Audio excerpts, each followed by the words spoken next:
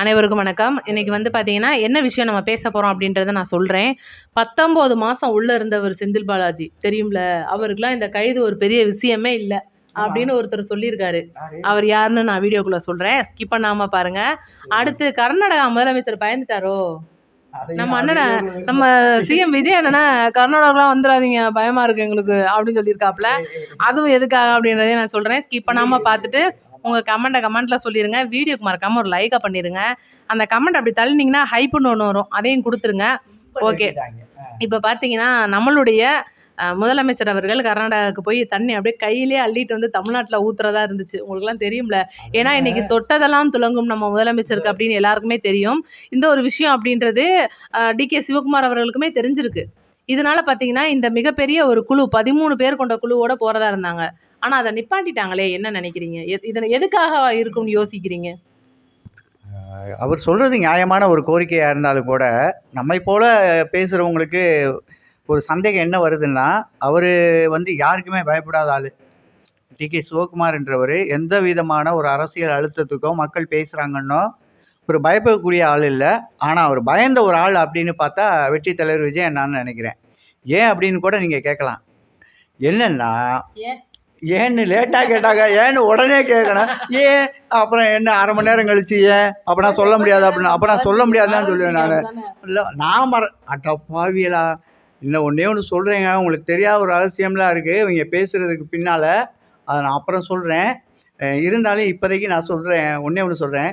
வெற்றி தலைவர் விஜய் அண்ணா இன்றைக்கி தமிழகத்தின் முடிசூடா ஒரு மன்னனாகவும் மக்கள் மனசில் நீங்காத ஒரு தலைவனாகவும் அனைத்து வீடுகளையும் ஒரு பிள்ளையாகவும் இன்றைக்கி அவர் வாழக்கூடிய ஒரு இடத்துக்கு வந்துட்டார். எப்படி?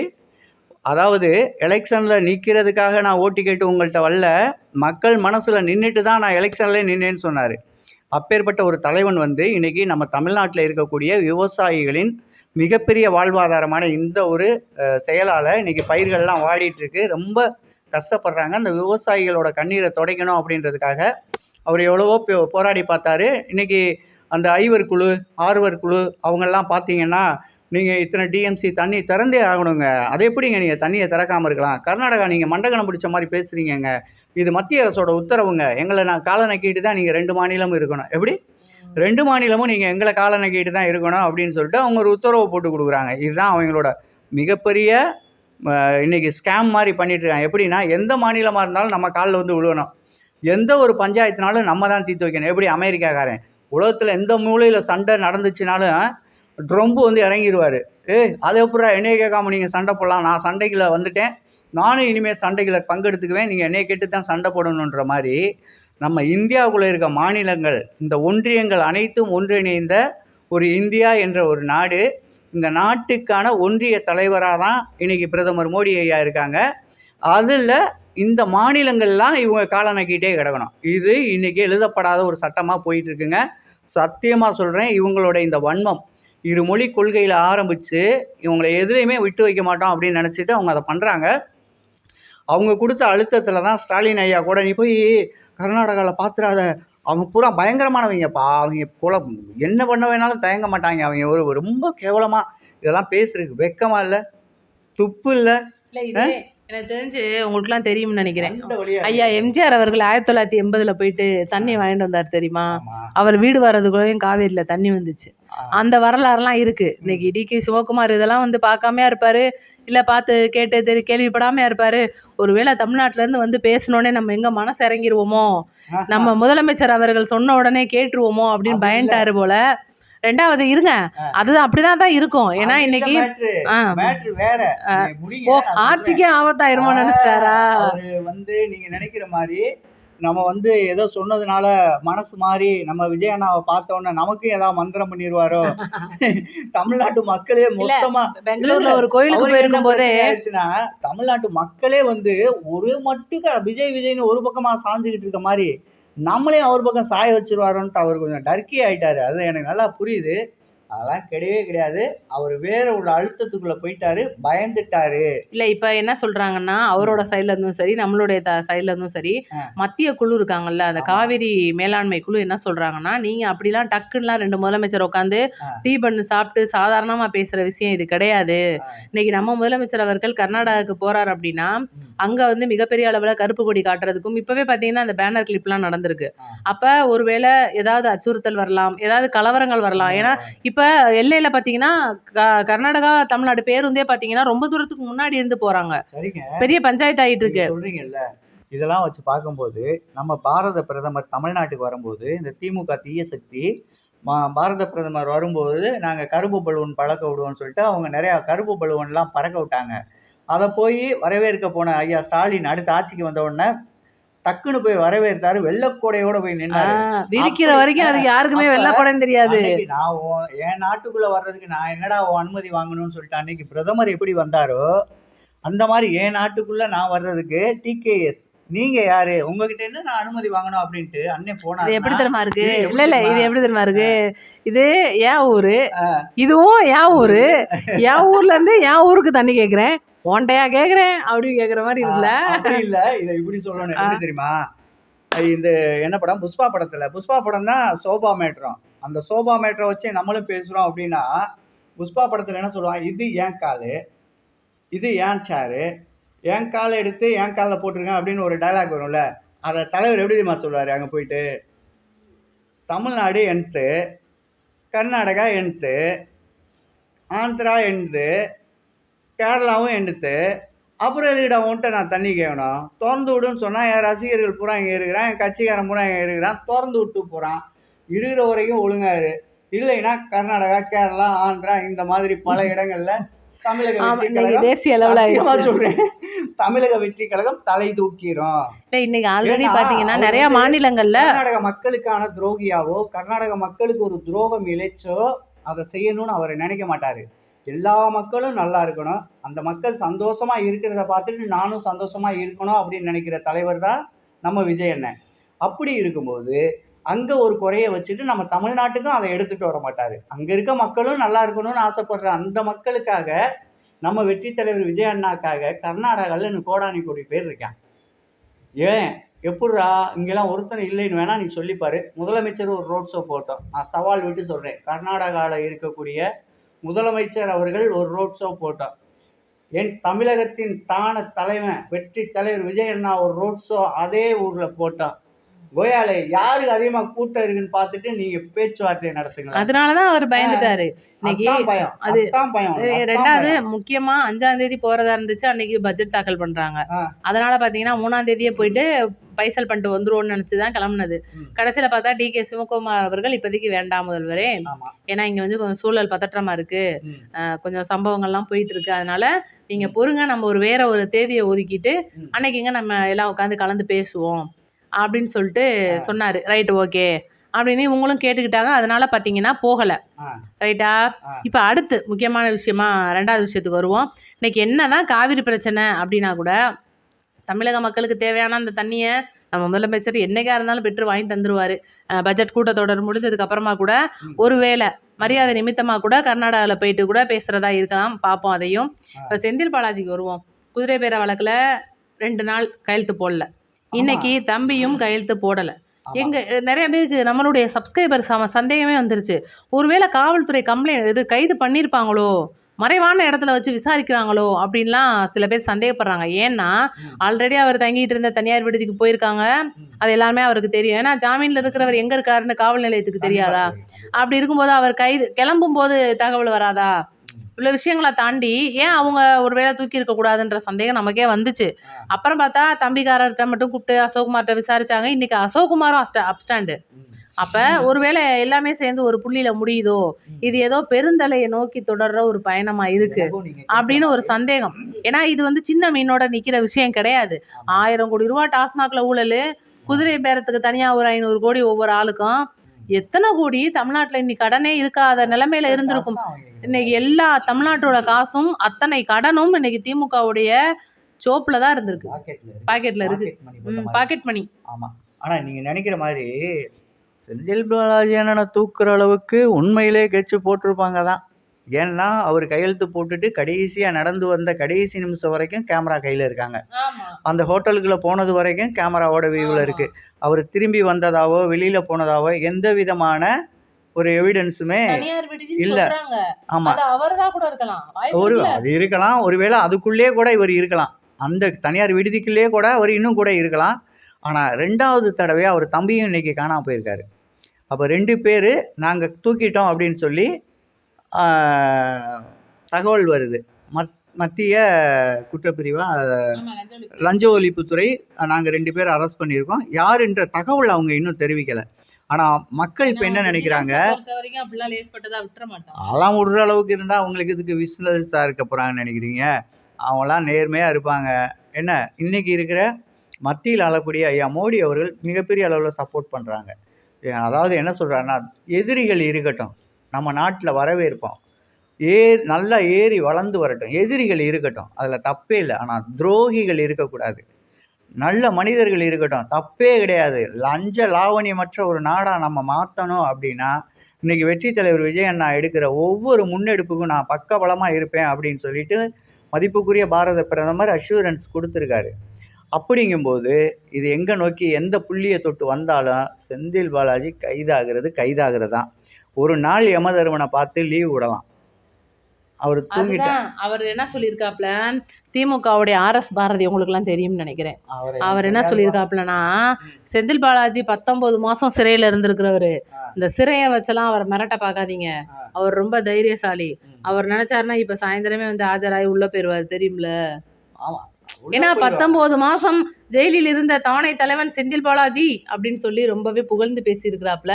அப்புறம் எதுக்குப்பா ஜெயிலுக்கு போக பயந்துக்கிட்டு? நல்லா இருக்கா? இதயத்தை கிழிச்சு ஓட்டையை இதே போட்டு இருந்தா தானே.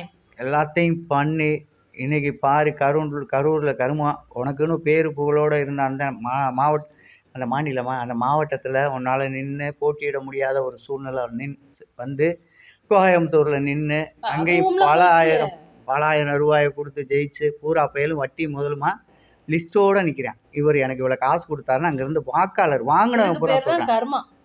வாக்காளர் வாங்கினவங்க பூரா சாட்சி சொல்ல தயாராக இருக்காங்க. ஏன்னா நீ கொடுத்த திமுக காரவங்களுக்கு தானே அப்படின்னு நினச்சிக்கிட்டு இருக்கீங்க.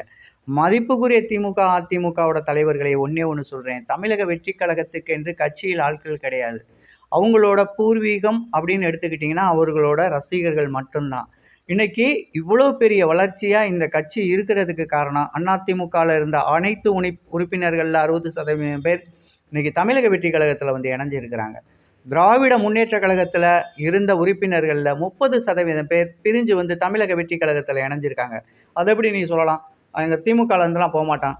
அட மண்டுகளா நாங்களே எங்கள் குடும்பத்தோட 32 பேர் திமுகவில் இருந்தவங்க விலகி தமிழக வெற்றி கழகத்தில் இணைஞ்சிருக்கோம். நாங்கள் பேரோட புகழோட டாட்டா காமிச்சிட்டு கொடியை கிழிச்சு போட்டு டாக்டர் ஐயா கலைஞரோட படத்தை எடுத்து வீசி எறிஞ்சிட்டு விபரீதமான ஒரு விளையாட்டுகள்லாம் பண்ணிவிட்டு நாங்கள் கட்சியில் இணையலை. ஆன்லைனில் அழகாக புக் பண்ணோம். இங்கே நடக்கக்கூடிய அவலங்களை இன்னல்களை தலைவருக்கு சுட்டி காமிச்சோம். அவர் எதுவுமே கண்டுக்கலை. ஒரு தலைவன் என்ன அடிமட்ட தொண்டனுக்கு உள்ள பிரச்சனைகளை தீர்க்கக்கூடியவன் தான் தலைவனாக இருக்க முடியும். ஆனால் இவர் எந்த ஒரு தொண்டனை பற்றியும் கவலைப்படலை. முண்டமாக இருந்துக்கிட்டு 1200 கோடி ரூபாய் லஞ்சம் வருதுரா, நமக்கு பாக்கெட் மணி நம்பிக்கிட்டு இருக்கு. ஸ்டாலின் வரமாட்டேங்குது வாயிலேருந்து. இங்கிலீஷ் நமக்கு கொஞ்சம் வந்து தொலையாதுங்க, அதனால் நீங்கள் என்னை வருத்தப்படுறாதீங்க. இந்த Stalin star Vallamma Stalin star tax அது வாங்குகிற அந்த 30% எங்கள் அண்ணன் சொன்னார்ல, இன்றைக்கி அது இல்லவே இல்லை. அது வாங்குறதுலே இவர் குறியாக இருந்துட்டார். அடிமட்ட தொண்டன் பூரா போயா நாசமாக போக. ஏன்னா என் வீடு வேலை பார்க்குறதுக்கு மண் அடிச்சேன்னாவும் அங்கேருந்து ஒருத்தன் வந்துடுவான். 50,000 கொடு, 60,000 கொடுப்பா, இபி ஷிஃப்ட் பண்ணணும், சஸ்பெண்ட் பண்ணி வைக்கணும், அடுத்து குழாயை கட் பண்ணி வைக்கணும், நீ வேலை பார்த்து முடிச்சதுக்கப்புறம் திருப்பி ரீகனெக்ஷன் கொடுக்கணும், எல்லாம் இருக்குல்ல. ரோட்டில் மண்ணு கொட்டி வைப்ப, அந்த ரோடெல்லாம் எங்கோட்டு ரோடில் உங்கள் அப்பையும் கொண்டு வந்து கொடுத்தது. அவனே நான் ஓட்டு போட்டுதேன் ஜெயிச்சிருக்கேன் அப்படின்றத மறந்துட்டு பயவில் என்கிட்டே வந்து காசு கேட்குறாங்க, அது கட்சிக்காரன்ட்ட. அப்போ இந்த கட்சியில் என்ன டேஸுக்கு இருக்கணும்? எதுக்கு நான் உனக்கு ஓட்டு போடணும்? அப்போ கேட்குறேன், நீ என்கிட்ட காசு வாங்காமையா ஓட்டு போட்டேன் எனக்கு அப்படின்னு. நான் உன்ட்ட எங்கடா காசு வாங்கினேன்?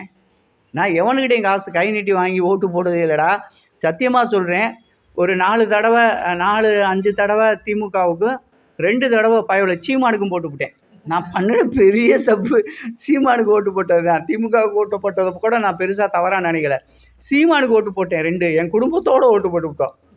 ஆனால் இந்த வட்டம் எங்கள் வீட்டில் சொன்னதுக்காக கேட்டுக்கிட்டு எங்கள் வீட்டில் இருந்த அவ்வளோ ஓட்டுகளையும் 32 ஓட்டுகளையுமே நாங்கள் வந்து நாங்கள் 32 பேருமே தமிழக வெற்றி கழகத்துக்கு ஓட்டு போட்டோம். இன்றைக்கி வெற்றி தலைவர் விஜய் தான் ஆண்டிட்டு இருக்காரு. ஆனால் திமுக பற்றிலாம் பேசாதீங்க, அதெல்லாம் முடிஞ்சு போச்சு. இல்லை எனக்கு சீமானை பண்ணோடனே எங்கள் வீட்டில் ஒரு கிளவி இருக்கு. ஏப்பா ஏன் போய் சீமானுக்கு ஓட்டு போட்டேன்னு கேட்டேன். பையன் நாயா கத்துறியாப்பா, ஒருத்தனும் கேட்க மாட்டேங்கிறாங்க. நம்மள மாதிரியாவது போய் போடுவோமேன்னு சொல்லிட்டு போட்டது மட்டும் இல்லாம சிபேல பணம் வேற அமுச்சு விட்டுருக்கு. ஆமா கிளவி நேற்று தான் சொல்லிச்சு.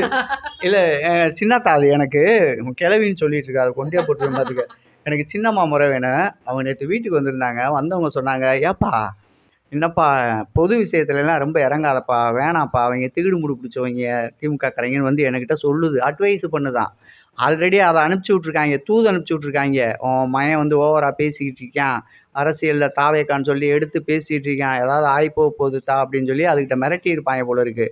சின்னத்தா மனசு கேட்காம நேற்று வந்து நான் சூக்கா என்கிட்ட பேசுது, எதுக்குப்பா நமக்கு வம்பு, ஸ்கூல் பஞ்சாயத்துலாம் எதுக்குப்பா, அப்படித்தானே, அதெல்லாம் பெரிய இடங்கப்பா அப்படின்னு. என்னங்கடா அது, ஒரு தடவை தானே சாக போகிறோம், அது வெற்றி தலைவர் விஜய்க்காக செத்துட்டு போகிறோம், நீ கிளம்புத்தா அப்படிங்கும்போது நானும் தெரியாமல் தனமாக போன வட்டம் இந்த சீமானுக்கு ஓட்டை போட்டு விட்டேன். அந்த கத்துன கத்தில் 100 ரூபா வேற ஜிபே பண்ணி போட்டுச்சான் ஓட்டு. எல்லாம் காசு வாங்கிட்டு தானே ஓட்டு போட்டிருப்பான். ஓட்டு போட்டவன் பூரா 100 ரூபா ஜிபே பண்ணியிருக்கான். இது நமக்கு தெரியவே தெரியாது.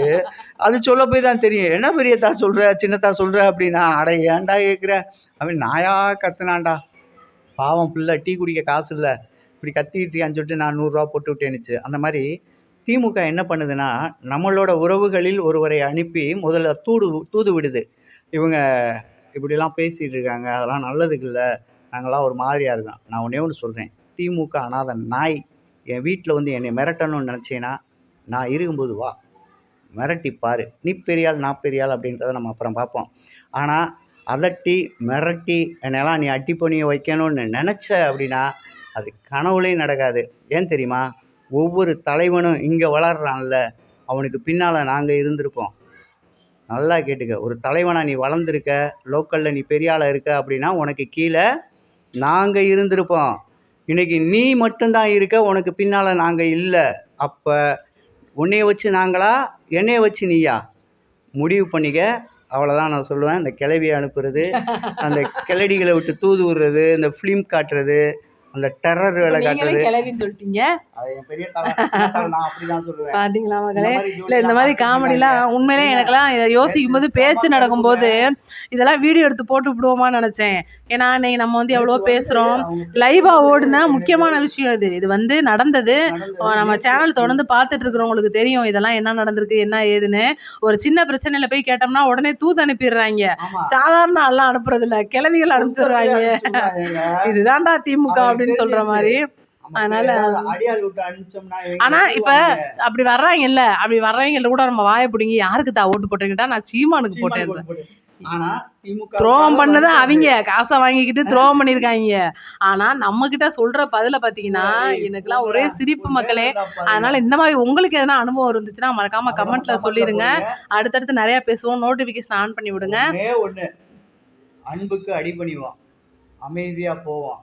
அதட்டி அராஜகம் பண்ணி இந்த சேனலில் இதை பண்ணாத அதை பண்ணாத அப்படின்லாம் எங்களை மிரட்டணும்னு நினச்சேன்னு வை, உங்கள் ஒப்ப மவனே ஒன்றால் இல்லை, உங்கள் ஒப்பனே வந்தாலும் எங்களை ஒரு ராணி பிடுங்க முடியாது. நாங்கள் இருக்க தைரியத்தில் தான் நீயே ஆடுனேன்னு சொல்கிறது யாருன்னு எனக்கிட்ட பேசுகிறதுக்கு அனுப்பி வச்ச உனக்கு தெரியும். ஆனால் நாங்கள் திருப்பி ஆடணும்னு நினச்சோன்னு வை, எங்களுக்குள்ளே ஒரு அணில் குஞ்சும் இருக்குது, அது தூங்கிக்கிட்டும் இருக்குது. சுப்பி விட்ட அவனை பிராண்டி எடுத்துரும், வேண்டாம் அதோடு நிறுத்திக்க, அவ்வளோதான். நீ இருக்கிற இடம் தெரியாமல் போயிடும், அவ்வளோதான் நான் சொல்லுவேன். 2வது, வெற்றி தலைவர் விஜய் அண்ணாவுக்கு கூட இந்த மாதிரியான மிரட்டல்கள்லாம் கொடுத்து தான் பாக்குறீங்க. இல்ல நமக்குன்னு இல்ல, பொதுவாவே தமிழக வெற்றி கழகத்துக்கு இப்ப இல்ல, பிரச்சாரம் டைம்ல இருந்து பேசுறவங்களுக்கு நம்மளுடைய இன்னொரு சேனல் RKTDS தமிழ்ல சேனல் நீங்க கமெண்ட் பாக்ஸ்ல போய் பாத்தீங்கன்னா அசிங்கமான கமெண்ட், ஒவ்வொருத்தவங்க அசிங்கமான கமெண்ட் வந்தா அழிச்சிருவாங்க இல்ல கண்டுக்க மாட்டாங்க. நான் பின் பண்ணி வச்சிருந்தேன். ஏன்டா நாயே, நீ எல்லாம் திமுகல இருந்து வந்து நீ பதில் பேசுறியாடான்னு சொல்லிட்டு இன்னும் பழைய வீடியோக்கள், தேர்தல் வீடியோக்கள்ல போய் பாத்தீங்கன்னா அப்படியே இருக்கும். அதுதான் அந்த திமுக. அதனாலதான் அவங்கள மக்களுக்கு தெரியணுன்றதுக்காகவே நான் பின் பண்ணி வச்சிருந்தேன். ஒவ்வொரு வீடியோலையும் ஒவ்வொரு நாதாரி வந்து திமுக காரன்னு போட்டிருப்பாரு, நீங்க போய் பாருங்க. அதனால இந்த திமுக பேசுறதுலாம் கண்டுக்காதீங்க. அவ்வளவுதான், சூரியன் அஸ்தமனம் ஆனதுதான், முடிஞ்சு போச்சு. அதனாலதான் பாத்தீங்களா சூரியன் அப்படியே கொதிக்குதான் ஊருக்குள்ள, எல்நினோலாம் வேற கிளம்பிருச்சுன்றாங்க. அது பூரா இவங்க வயிற்றுச்சல் தான், வேற ஒண்ணும் கிடையாது. வயிற்றுச்சலை சீக்கிரம் தண்ணியை ஊத்தி அணைச்சிருவோம். அதுக்கு தான் அண்ணன் காவிரில இருந்து தண்ணி வேற கொண்டு வர போறாரு மக்களே. என்ன தெரியுமா, ஐயோ ஸ்டாலின் என்னடா இப்படி அழுகிறாரு, நான் சத்தியமா ஒரு மாசத்துக்கு முன்னால என்னடா இந்த ஆள் இப்படி அழுகிறானையா, நம்மலாம் கூட தப்பு பண்ணிட்டோமோ, நம்ம குடும்பத்தோட இப்படி நம்ம ஓட்டெல்லாம் மாத்தி விட்டோமே, ஸ்டாலின் அழுகிறத பார்க்க முடியல அப்படின்னு. அப்புறம் தெரியும் எனக்குலாம் ஜாலியா இருந்துச்சுப்பா. யாருக்கெல்லாம் ஜாலியா இருந்துச்சு சொல்லுங்க கமெண்ட்ல. பெருசா திருடி இருக்காங்க. சேகர் பாபு அழுததெல்லாம் என்னால மறக்கவே முடியல, சிரிப்பு வருது எனக்கு இன்னமும். இவங்க நடிப்பை பார்த்து நானே சத்த நேரத்துல ஏமாற தெரிஞ்சனே, பழையபடி கிளம்பிட்டே. சரி மக்களே, மறந்துடாம நம்ம கமெண்ட்ல உங்களுடைய கமெண்ட்டை சொல்லிருங்க.